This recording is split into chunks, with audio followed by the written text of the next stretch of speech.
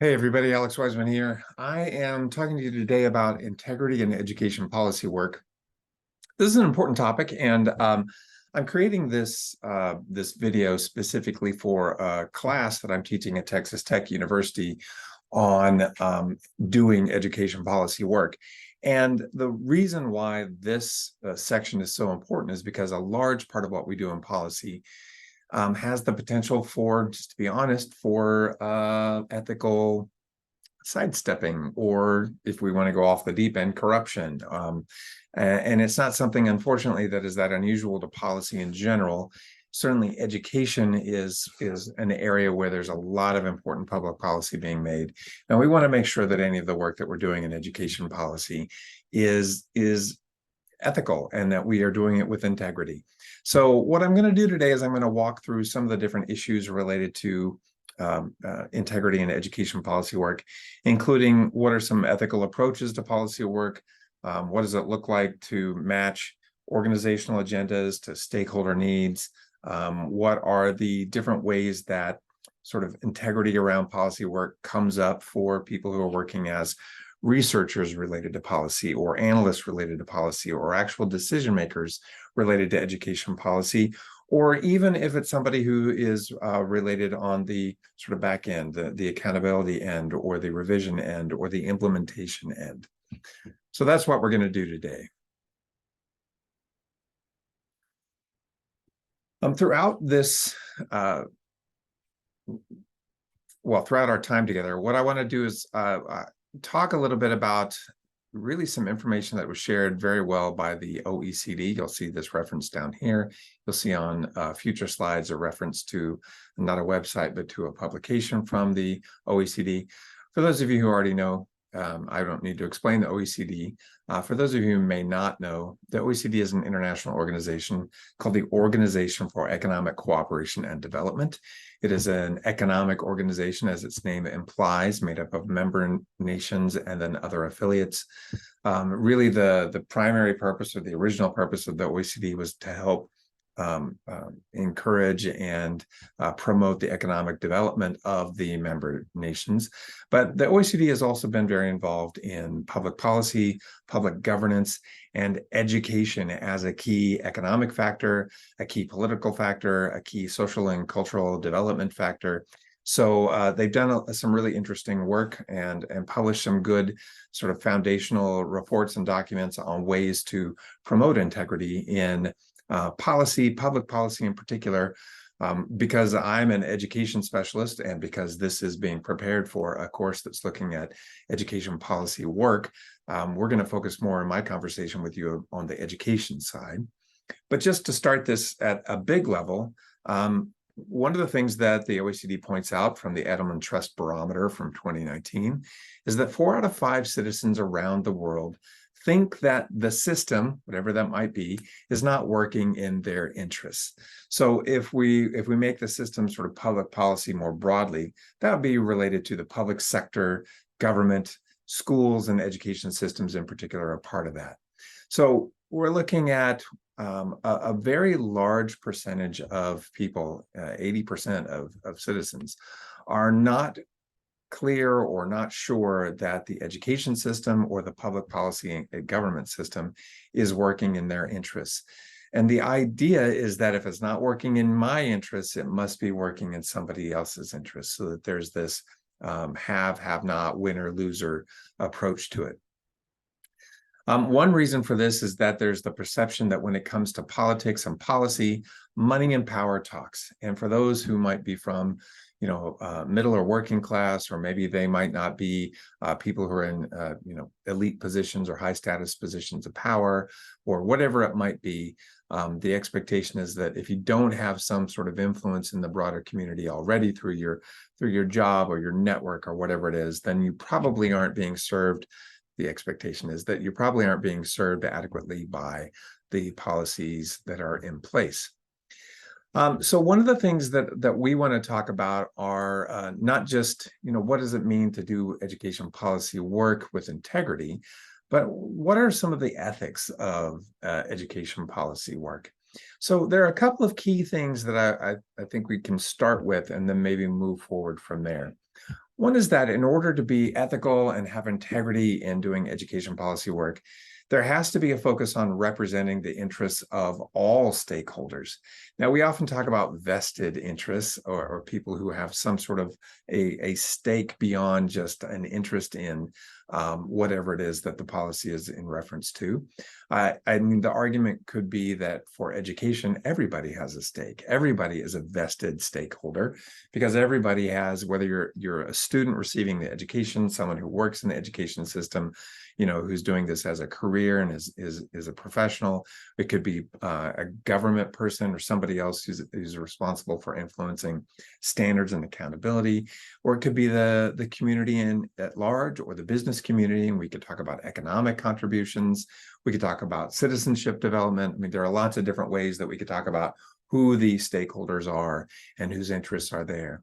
But one of the things we really want to be aware of in our own policy work as people who are, in or intending to be in a professional field where you're going to have the opportunity to create, implement, and then hold accountable and reform policy, is that we want to make sure there is equitable and, in many cases, diverse representation of interests. Secondly, accountability mechanisms. There typically need to be some sort of accountability mechanisms that are in place to make sure that policies are being implemented not only with fidelity to the intended purpose, but also that they're being implemented equitably and in the intended communities or the stakeholder communities that are the ones who are supposed to be, or who are the ones who need these kinds of changes.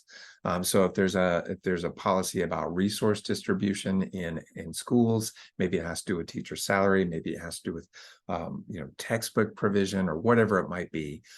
There is always the danger that the money will flow towards those communities where there already are wealthy or high status individuals. And so accountability mechanisms can make sure that there's some equitable distribution of resources or whatever it is that the policy is referencing. Next, we could talk about regulations and standards. So regulations and standards are really important because they identify what are the expectations for a policy and its implementation, as well as its accountability. Who exactly is supposed to be benefiting, and how do we understand that? What degree of implementation in a particular community defines an unequal implementation or unequal implementation versus a more equitable one. Those are the kinds of things that we might want to think of in terms of regulations and standards. And then there's a very broad category of transparency, where we can think about the goals, the connections or the networks, the financing, so very explicit about resources, the way that communication is shared around a policy and its implementation and accountability. That has a lot to do with, and I'll just say this very bluntly, who you know, not what you know, but who you know. And so in many situations, you probably have experienced this in your own life at some point, because you knew somebody, you got a favor, or because you knew a particular situation, or because you represented a particular community. I can say this because as a white middle-aged male, I get a lot of favor that is not because I did anything. It's just because I showed up and I was white, or I was male, or I was middle income, or whatever it might be. Right. So that we need to make sure that there's a lot of transparency in not only how policies are being created, but also how they're being implemented, so that there is accountability that's possible. And the way that we're going to talk about this, at least the way I'm going to introduce it, and then we can talk about this more in a different form if we need to, is that we really want to make sure that we are identifying, preventing, and or ameliorating policy capture. So policy capture is the process, and I'm quoting from the OECD's publication here. Policy capture is the process of consistently or repeatedly directing public policy decisions away from the public interest towards the interests of a specific interest group or person. So when we talk about public interest, we're talking about all of the public. So any of the public that a policy is meant to attend to or meant to apply towards. So in the United States, I'm sitting right now in the state of Texas, in the United States, in a local community called Lubbock. And in the Lubbock Independent School District, there's a set of policies related to education that has to do with attendance, it has to do with behavior, it has to do with organization, it has to do with resource distribution, it has to do with a whole host of things, right? And that then these policies about education are public policy decisions because they apply towards everybody who is part of the education system in this community.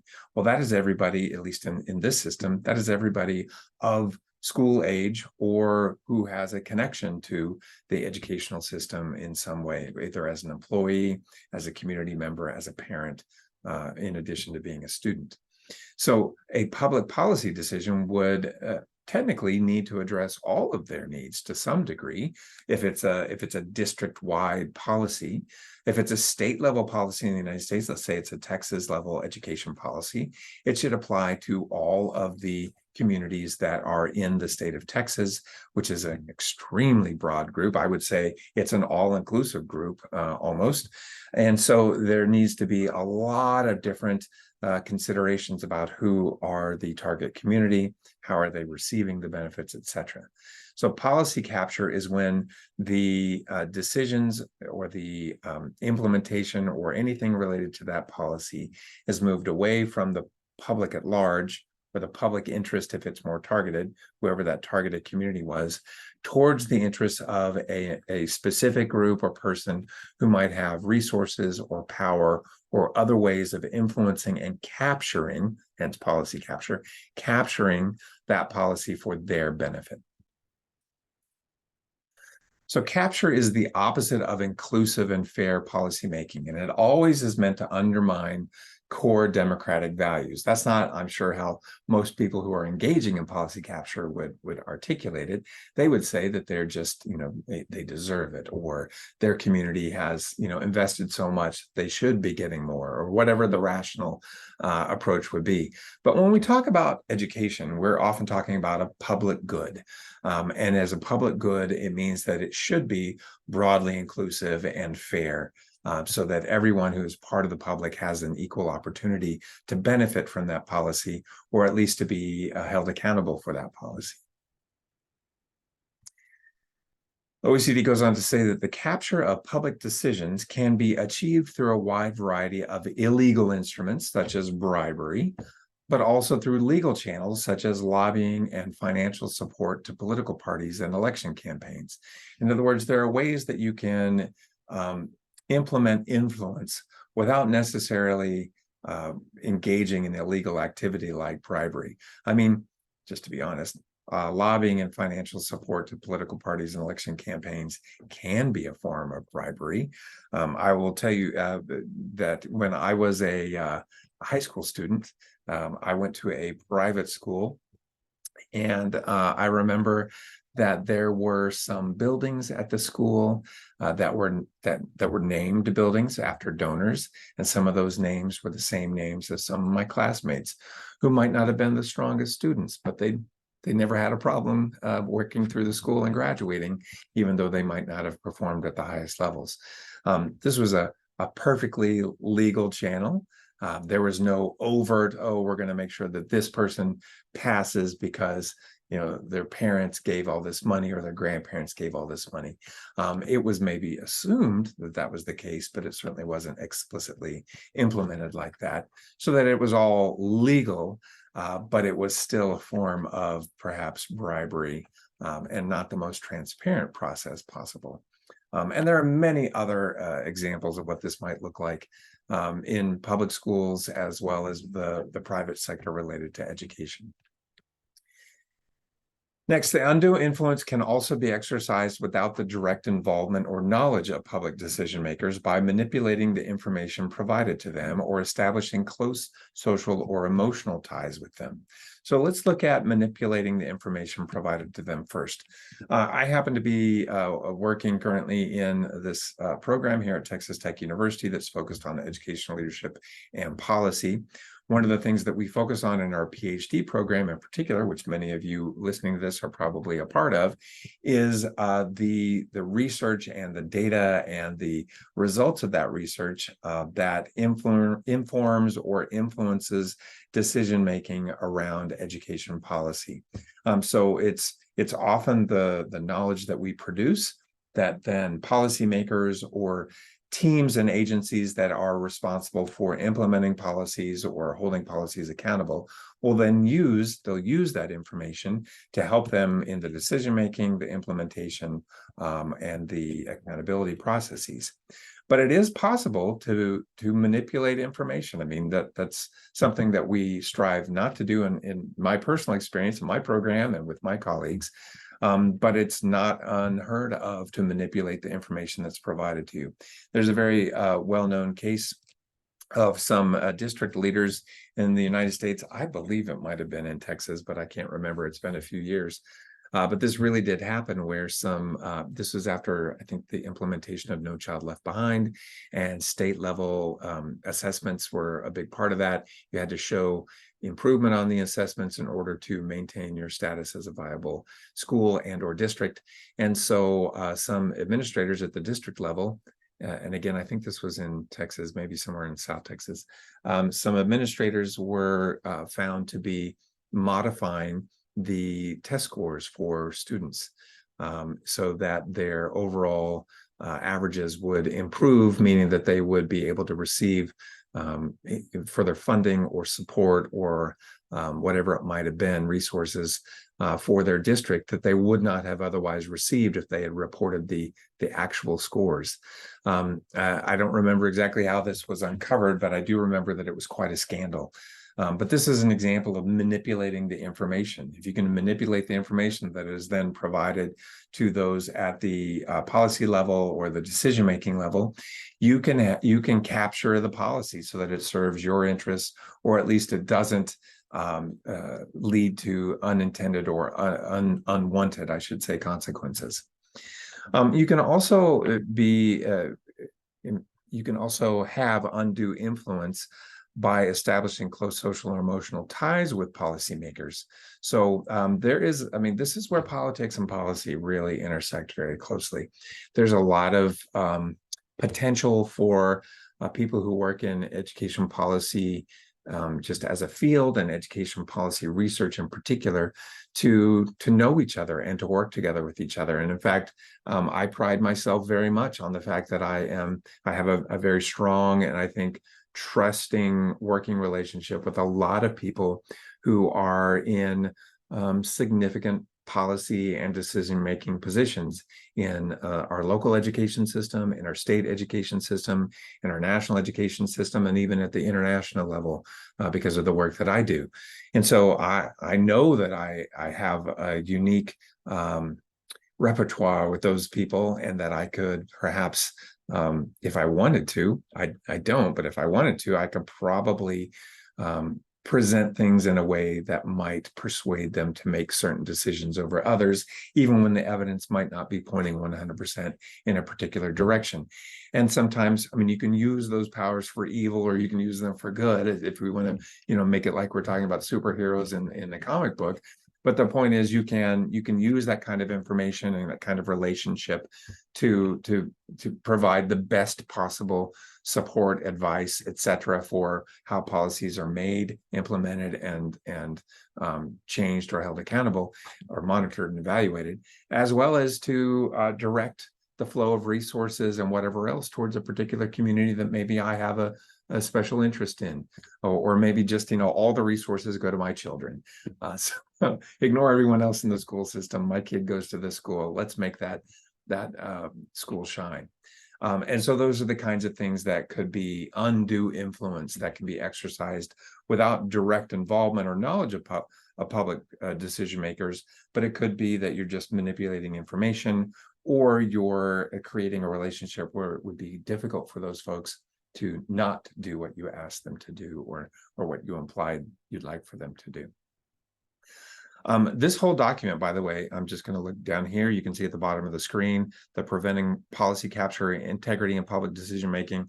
I highly recommend that you if you're interested in this topic and you want to learn more, get a hold of this document. It's a report from the OECD that you can get through Texas Tech University's library system, both in an online format or in a tangible paper format. You could probably do it another way if you're not affiliated with my university, but it's a really good document. It does have an international focus, although, as I've said already, I don't think that the international focus really restricts these things. In fact, I absolutely don't think it restricts these things to just the international realm. The idea and the sort of inputs and outputs of policy capture are the same at every level, whether we're talking about national education systems or the school down the street.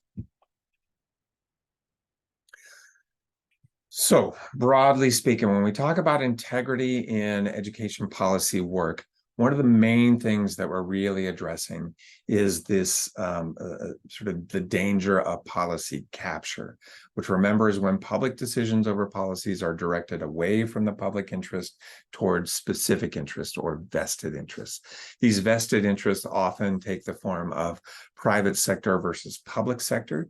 So vested interests that have the most influence over public policy, usually those vested interests are private in nature, meaning that they're private to me as an individual, or they're private because they're related to a profit-seeking entity or some other private venture. And again, there are other legal but questionable activities that can go on. Things like smoke screens, which involve really disinformation campaigns for those who have a modicum of influence, either through status or some other power, or they have money or deep pockets in terms of resources. It's very easy to create reports or to do news blasts or marketing or whatever it might be, where you are changing the discourse around a particular policy so that it serves your interests or the interests of the vested interests of the entity that you're working with. That we see that happen a lot in politics, where questionable but not necessarily inaccurate information is shared in order to sway the voting public towards a particular candidate or a particular political party. The same is true when we're talking about education policy. You can do a smokescreen related to that. AstroTurfing is another thing. It just means that you're thinking about all of the different ways that you can provide information or data or whatever it might be related to a policy or a decision. And it's similar to what we've already been talking about. So if policy capture goes unchecked, there can be a significant misallocation of resources. That's probably the most obvious one. Or maybe it's the one that's identified the most, is that there's some unethical behavior that's going on that leads to the allocation of resources in an inequitable or unequal way. And so we're calling that misallocation of resources. It also can lead to the perpetuation of social and economic inequalities. This is especially prevalent in education and education systems, where the way that resources and other sorts of advantages are distributed are already leaning in many systems towards inequity. The United States in general is a great example of this, since our schools are largely funded by local tax bases. So wealthy communities have a better financial basis for their schools. Poor communities have a worse financial basis for their schools. And even though there are some leveling mechanisms that are supposed to take place from the state and the federal government, these inequalities often persist. And so if you are capturing the policies, if you're steering away the resources or the policy outcomes that are intended for a particular community that may be disadvantaged already, and you're steering it away towards a more advantaged community, this is just going to repeat the cycle of inequality where you have haves and have-nots. Policy capture can also lead to blocked reforms and inadequately enforced policies, meaning that if there are changes that need to be made to a policy in order to improve the way that it serves a particular community or to ensure that equitable distribution of resources or whatever it might be that's a result of this policy occurs, but it needs to or only could occur if something maybe was changed or reformed. I mean, you can influence the policymaking process to a degree where those reforms will be blocked or they will be resisted by powerful stakeholders. Policy capture can lead to decreased trust in government. This means that there is a lack of credibility or a reduction in the legitimacy of an education system, if it's a public or government-sponsored education system in particular. This is likely to happen whenever there is corruption or people know that there is some sort of an integrity problem with any institution. Public trust or overall credibility and legitimacy for that entity tends to drop. This is no exception. And then finally, policy capture leads in general to lower quality services and neglected safety issues for a majority of the individuals, whether they're on the receiving end or the delivery end of education in a particular system, because all of those resources and all of that attention is diverted to the vested interest or the special interest community. Okay, so to avoid policy capture, there are a couple of things that we can do. One is work purposefully to level the playing field. You can do that when the policies are being created, as well as when they're being implemented, as well as when they're being evaluated, as well as when they're being reformed. That means that the people who are involved in the process, whether it's policymaking all the way to policy reform, those stakeholders should be grouped together because there are diverging interests, meaning that they might all have the same sort of stake at play with a particular policy, but their interests that drive that stake will be somewhat different. So, for example, as I've already mentioned, I'm middle-class male, middle-class white male, but I live in a school district that has people of all different backgrounds that do not reflect my own experience. And I think that's a good thing, because that means that we have the opportunity to involve folks from a wide range, a diverse set of communities to help make decisions and to help ensure that the policies that are created, implemented, and evaluated are really addressing the communities they're meant to. This also makes it difficult for one interest group to dominate, but it often means that you have to be very explicit about how you're going to engage those stakeholders who have the interests that diverge from the primary or the most powerful groups involved. Another way to avoid policy capture is by enforcing the right to know. Transparency around policy making, the whole process itself, is incredibly important. And also access to information about a particular policy and where it's going, how it's funded, how it's being implemented. That kind of transparency and frankly, documentation is absolutely necessary in order to have any sort of enforced right to know. It also means that external actors, people outside of the specific policy process or outside of the immediate stakeholder group, would need to also be able to have access. So that's the whole point of a public policy like education is that it needs to be broadly available to the wider group, and external agencies need to be able to hold us accountable as well. So I've used the word accountability a lot, and I'll continue to use it now, because one of the other ways to avoid policy capture is by promoting accountability.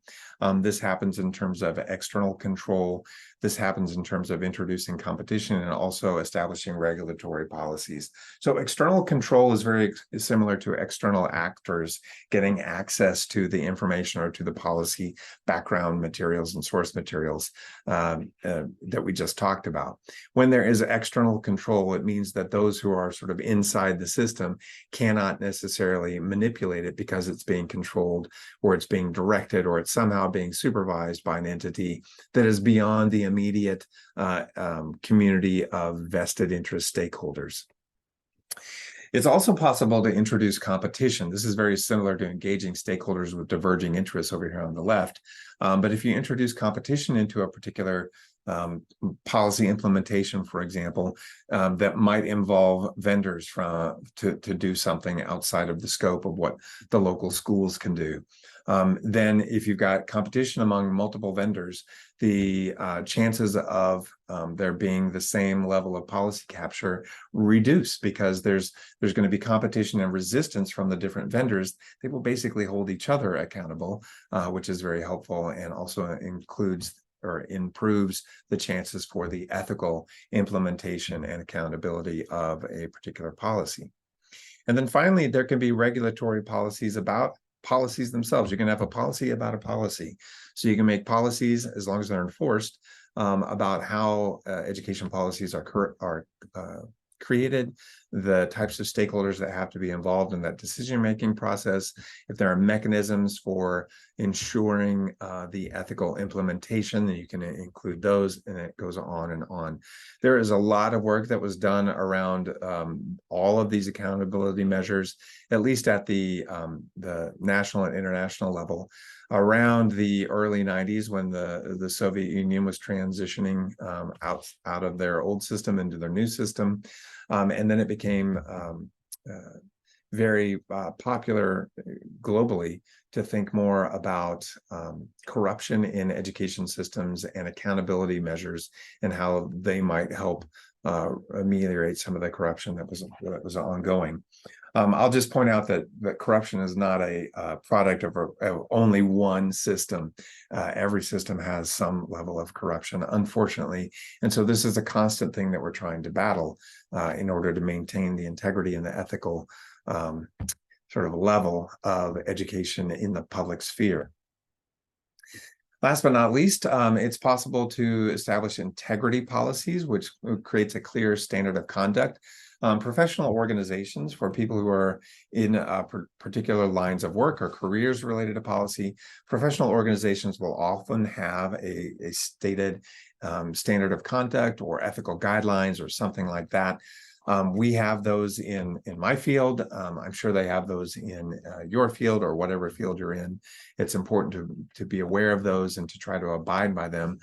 They're often, unfortunately, standards of conduct aren't often very well regulated or enforced, but having them is at least a right step in the right direction.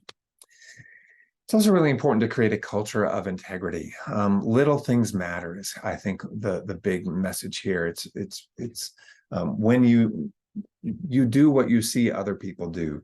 When you're in a community where others are acting with integrity related to education and the development and implementation of education policy, then those they work with, or those who come along sort of behind them, are also going to be focused on making sure that they have as much of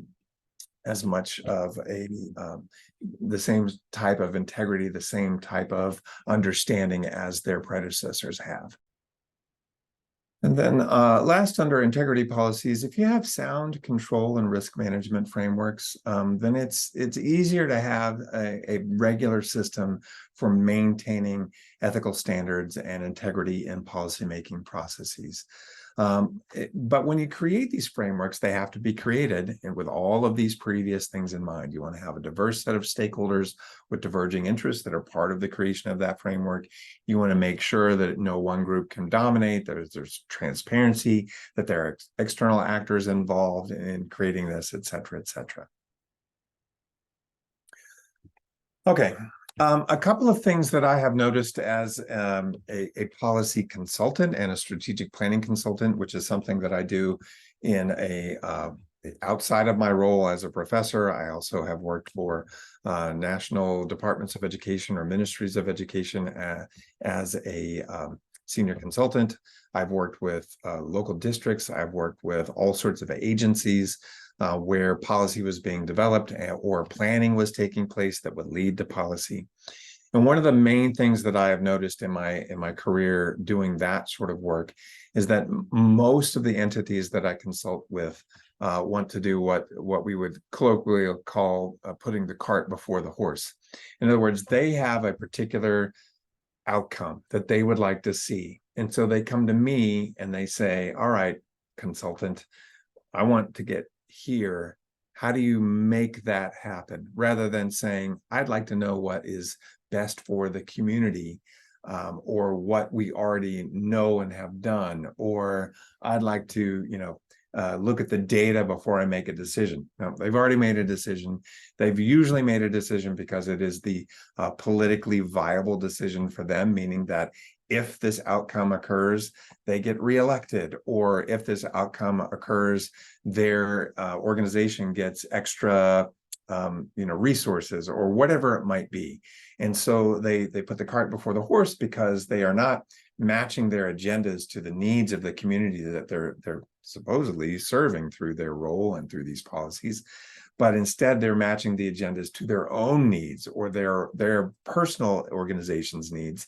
And so as a consultant, I spend a lot of time trying to reorient that discussion to identify the fact that this is a flipped process, that they should be doing it, the opposite direction, and that they might arrive at the same conclusion, and many times they do, but often it shifts. And the reason why a lot of policy people want to put the cart before the horse, or start with the agenda rather than the needs, is because it's faster. It's not only politically expedient for them, but it's implementation expedient for the communities they're serving, and they're looking for quick results of some sort that will either benefit people enough that they'll reelect them, or will look good when you see that this action is taking place with the policies being implemented, whatever it is, to their superiors, meaning that they get benefits from it that way. And so I'm just going to be very honest. I mean, sometimes this is a bit of a challenge when you're talking with people at a very high level in a national government or a Ministry of Education, sometimes at the most senior levels. And you have to say, well, that's a great, I understand your intention, but we really need to look at, what are the needs of the stakeholders before we can set an agenda for the policy. In which case they often get, I'll just be very honest, they get very upset sometimes and indignant, because it's almost like they think that you're accusing them of trying to be unethical, which they might be, but you want to try to do that as a consultant in the most politically sensitive way that you can, so that you are providing them with as much support, or as many avenues to say yes to doing it the ethical way as there are reasons for them to do it the other way. Okay, there's a whole other course we could have on that. That's a whole 15-week course all by itself. So if you're interested in consulting, let me know. I'd be happy to talk to you about some of the ins and outs and challenges, as well as the benefits. Last but not least, if any of you watching this have had me for a class before, you probably heard me talk about infrastructure, capacity building, and sustainability in the past. I'm going to talk about them again briefly right now, simply because I think they're really important things to consider when we're trying to be ethical, and we're trying to have integrity about the policymaking process. And I'll tell you why. Because these are the fundamental building blocks to actually seeing a policy developed with some sort of fidelity with the intention, as well as with the targeted stakeholder community, the community that is supposed to benefit from whatever the policy is, or is supposed to be the ones that are being implemented on, if that's a way to say that. So a couple things. One is, in spite of the fact that education is notoriously underfunded everywhere in the world, infrastructure, and using as much as possible existing infrastructure, is a way to avoid a lot of ethical gray areas. I have seen in my several decades of consulting and policy work, I've seen some very shady policies implemented around technology, because there was a computer company that was willing to provide a whole bunch of free software, or free computers, or free whatever it might be, to a lot of schools or a lot of communities if they got favorable other favors related to their distribution and taxes and other things that might benefit the community more broadly. I'll pick on technology companies and computers in particular, because I think they, for a while, not anymore, I don't think, but for a while, were a really easy way to see infrastructure ethics being violated. And so one of the things that you can do is try to say, all right, if we're going to implement this policy, is there a way that we can do this with the existing infrastructure? And if we can, great. And if we can't, then what do we need to do to modify the infrastructure in a way that is sustainable over time? So, for example, just providing computers is not a sustainable infrastructure change, because as you guys probably know, computers or any kind of technology, it becomes outdated and not very useful very quickly. And so you have to think about, all right, what are we going to do in order to make this infrastructure sustainable? Next is you want to focus on capacity building, not only the capacity of the individuals who are receiving the education or whatever, but the knowledge and skills, the capacity of those who are implementing it. So there has to be some of the policy that it pays attention to not only what happens on the receiving end and how changes occur there, but how capacity, which I'm defining as knowledge and skills, how capacity can be or should be and is being enhanced among those who are implementing the policy and evaluating it and reforming it. That all has to be a part of the policy integrity process. And then last but not least, there's the sustainability angle. And sustainability does not mean, I'm not using it to mean environmental sustainability. I'm using it to mean that there is a policy that is implemented and is maintained over time with fidelity. The only way that really has ever happened in my experience is when there is, and I'm going to go back, see if I can go back, when there are stakeholders with diverging interests, especially the stakeholders who are going to be the ones most impacted by this policy, when they are part of the process of creating the policy, implementing the policy, and evaluating the policy. They have to be there in order for that policy to be sustainable. We used to use the word champions when we talked about sustainability here. So you need champions from the different communities or stakeholder groups that are involved in any particular public policy or education policy implementation. But these are the things that you want to keep in mind as you move forward.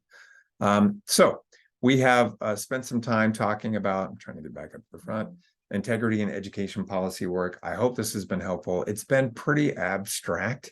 If you are watching this as part of the education policy work course, you know that we have a lot of discussions and a lot of speakers that are part of us sort of understanding how do you do this in the real world.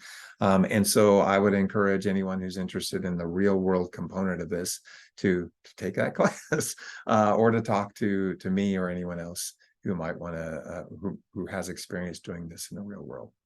All right, thanks, folks. Let me know if you have questions. Talk to you soon.